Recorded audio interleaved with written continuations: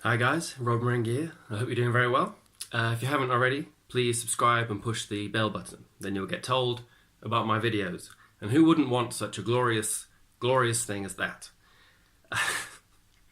Okay, shameless self-promotion over. Today's video is 5 things not to do when you're depressed. 5 things to not do when you're depressed. One of the two. You'll see in the title. If it's any consolation, I've broken all of these rules myself. And I want to give some credit where credit's due. There was a great guy on YouTube. Again, I try not to binge watch things on YouTube, but Douglas Bloch, B-L-O-C-H. It's a licensed therapist and many decades in the game. And these 5 tips are from him. But I'm going to try and put my own spin on it, you know? Okay, so tip number 1 is don't self-medicate, which I've been failing to do on an almost daily basis for maybe 16 years. So I'll give you the logic he gave was that drugs like this only work in the short term. Say he even gave the example of like the father of modern psychoanalysis, Freud, took cocaine once because he used to get strong depressive episodes. Took cocaine and wrote paper. He was so moved by it. Wrote paper about how much it affected his mood. But then obviously the laws of gravity kicked in and what goes up must come down, and he ended up saying, actually, it's not a good long-term solution. People do say that about antidepressants and benzodiazepines, that they wear off over time, but you build up a tolerance, that's for sure.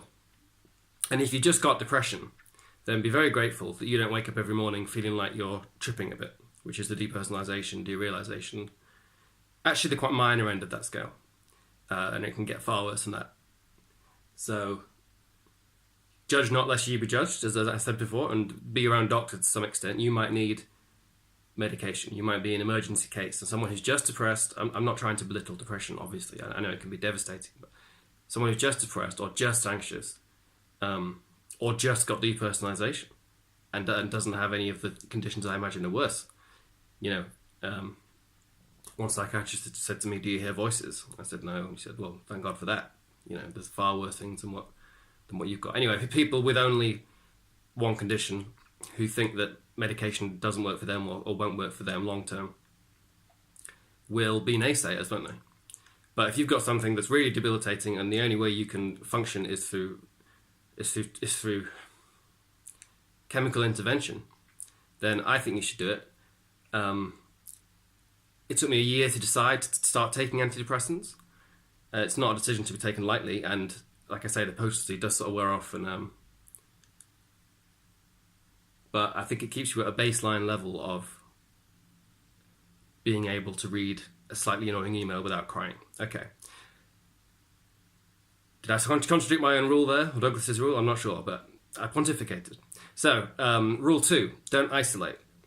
Also, I've also failed at this quite a lot, but it's the one thing you want to do when you're depressed, and it's the one thing you probably shouldn't do. Or if you do stay isolated, as I've said before, especially if you're not working for a bit, unless you're constantly vigilant with your sanity and you're constantly doing stuff, constantly find things to do, you're going to spiral.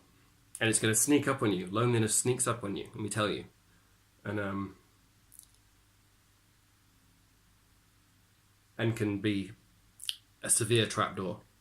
And you end up thinking yourself into little boxes, or you can do, if you're not very careful. We are social creatures. Even just speaking to someone on the phone or even talking out loud is way better than staying in bed in silence, in isolation, on your own. No man is an island, you know? Okay, tip 3. I failed colossally at this as well. Don't make big decisions when you're very depressed.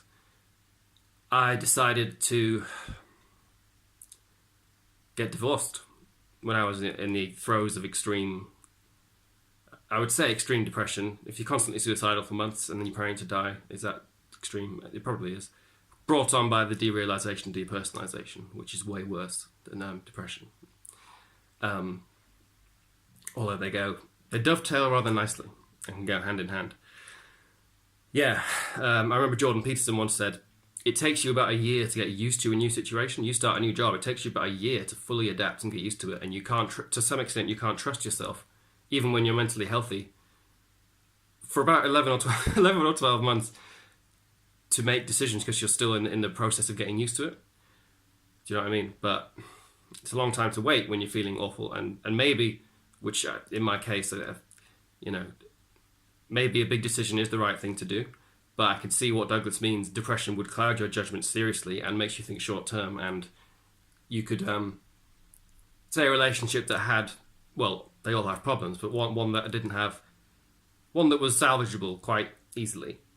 Be very, very careful about thinking about throwing that away just because you're depressed and you want to isolate and you don't see any hope for the future and stuff like that. You know, be patient. I'm just thinking, oh God, the amount of big decisions I've made whilst depressed. Jesus. Okay, number 4, don't neglect your physical needs. So I'm actually quite good at this. I like eat quite healthily, which for me, I'm now more and more convinced is that the Paleolithic diet, you know, like I eat fish and chicken and vegetables and some nuts, and that's about it really. And cut out all the carbohydrates. I'd recommend that to everyone. Turns into sugar in your body, punishes your body. Diabetes, cancer, weighs you down. Sugar rush, sugar come down. Pure, white and deadly, as the book had it, described it, labelled it, summarised it, nailed it. Okay. A lot of don't neglect your physical needs. Yes, so make sure you're still drinking. It again, like when you're very depressed, it's tempting to reach the hand out for the self-destruct button and push it. You know, the big red button that says do not push is often very, very tempting. And you might lay there not drinking enough, not eating enough, drinking too much, eating too much. Again, isolating yourself. Like physical needs include even a handshake or looking someone in the eye when you're talking to them. You know, your brain needs other brains to come to life fully. You can't spend all the time in isolation, even though there's great value, I think, especially if you pursue meditation for a bit. Value to be found in isolation, and some people are more suited to it. Like if you're of a more creative temperament and you're a writer or a musician or a poet or a photographer, you do that in isolation, don't you? For the most part, unless you have a committee for your poem. It depends on your temperament. If you're very extroverted and socially fluid, you're going to just wither away, being on your own for long periods of time. Whereas other people, it might be necessary, you know, for what they want to do. Binge eating as well is another big thing to try and avoid if you're depressed. I don't get that, thankfully. I think, strangely, it didn't seem to change my, just where I overshare, appetite or sex drive that much, which is why I was so surprised when I was diagnosed by the best psychiatrist I've seen, as severely. He was like, yeah, you suicidal for months, that's pretty bad, etc. Okay.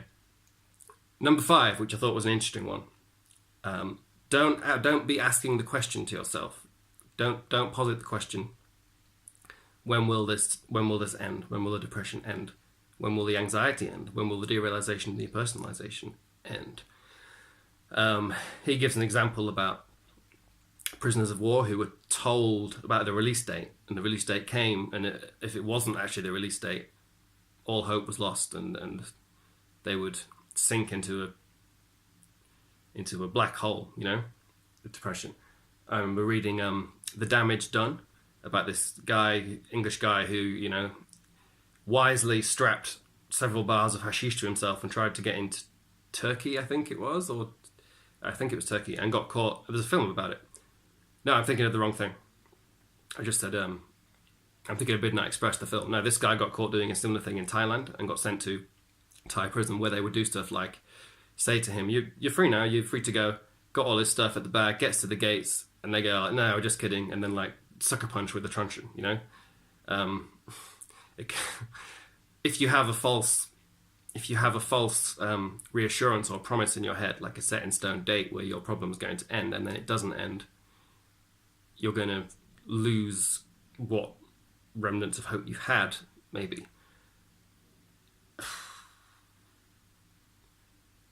Again, with depression, I don't want to sound pessimistic, but I don't want to sound naively optimistic. So many people just say, you'll be fine, you know. I think you'll be okay is a valuable thing to hear, but it's not enough. It's a good starting point, but you might have depression all your life. You might have it on and off all your life. You know, you might have anxiety all your life. How could you not? We live like most of us in a big city in a very overstimulated place. We could die at any minute. All our friends and family could die at any minute. You could lose your job at any minute. You could lose your house at any minute. You could get some sort of horrible disease at any minute. Blah, blah, blah. It would be strange perhaps if we were not anxious and depressed all the time. But yeah, so again, I've said this before several times about shrinking the horizons. If you're really depressed and really low, or know someone who is, shrink the horizons to 24 hours or 12 hours or 2 hours or 2 minutes, you know? It can be overwhelming to think years into the future if you're very depressed. So I think rule 1, don't self-medicate, which I failed on a lot. Rule 2, don't isolate, which I failed on, but not to a really bad extent. I'm often productive when I'm isolated, and I see people enough, so that's not a problem. But I did break that rule, don't worry. Rule 3, don't make big decisions while you're depressed. Tricky to live life, I guess, if you're always depressed. You can't decide anything. What are you going to do? But yes, I failed that colossally, even though I think it was the right decision. If that counts for anything, yeah, that does count for something. Rule 4, don't neglect your physical needs. Food, water, exercise, shaking hands with someone, talking to someone. I did all right with that. I'm going to give myself that one. Jesus, I can't fail all of these rules that I recommend. And rule 5, don't be asking yourself when it ends because you'll posit a false answer that will lead to pain. I don't do that either, actually, so not bad. I guess I got 40%, 50%, 30% if you're being really cynical. All right, guys, that's it. 5 things not to do when you're depressed. I don't know how much of a hypocrite Douglas Block is. He seems like an admirable guy to me, but I've come, you know, all guns blazing, all hypocrisy guns blazing into this. But I think there's real wisdom in those, and if you can, again, the ideals, you're not going to reach them 100%, as I say about all kinds of things, but if you can reach 30% is better than 0%, you know, in terms of hitting those goals and helping yourself. And with that, I will sign out. Playlist below, guys. Check out my other videos on all kinds of stuff. Derealization, depersonalization, psychology of Game of Thrones, depression, self-mutilation, if you want a cheery one, free filthy jokes if you want a serious one, and etc, etc, etc. All right, guys, stay strong, stay true, stay honest, and please watch this again if you feel you have to, because I think these are very, very important life-saving things. All right, bye.